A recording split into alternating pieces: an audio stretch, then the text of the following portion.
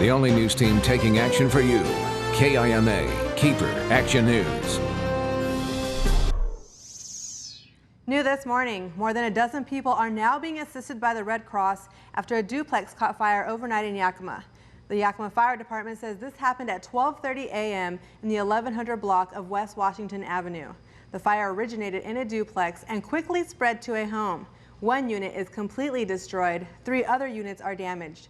All of the people were able to evacuate. The cause is under investigation, but so far fire officials say the fire seems to have started in the kitchen inside one of the duplex's units. The Yakima County Planning Commission is working to figure out where marijuana retail stores could go. City Council voted to remove a marijuana ban last week.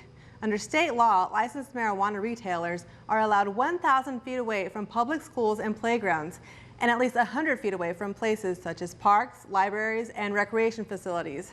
Commissioners opted for a blanket of 1,000-foot buffer zone for all public areas with minors.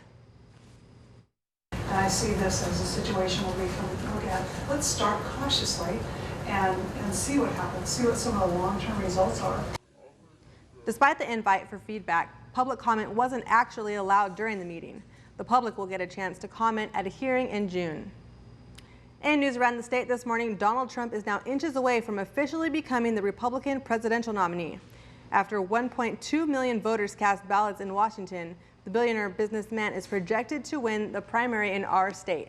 Trump headed into the Washington primary 48 delegates below the 1,237 needed to clinch the nomination. Washington state has 44 delegates. Trump is likely to get the remaining delegates he needs on June 7th, when other states, including California and New Jersey, hold their primaries. An autopsy is now expected after authorities in Snohomish County say they've found bodies believed to be a couple that's been missing for more than a month. The remains were found buried in the woods near Oso. Sheriff's office leaders say suspect Tony Reed provided information that helped investigators pinpoint the location. Patrick Shunn and Monique Patinode haven't been seen since April 11th. Reed pleaded not guilty to first-degree murder yesterday. His attorney said he turned himself in to defend himself against the charges, not to confess.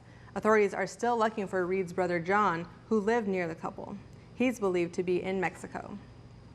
Covering the nation for you this morning, parts of the Great Plains are bracing for more severe weather just a day after destructive tornado outbreak. Multiple twisters overturned vehicles and damaged homes in Kansas, hitting Ford County especially hard. The severe storm system also struck Oklahoma and Colorado. A top TSA official testifies on Capitol Hill this morning over long security lines at airports nationwide. Peter Neffinger is expected to answer questions about staffing issues that disrupted travel at Chicago's O'Hare Airport in recent weeks. The TSA has replaced its head of security in response.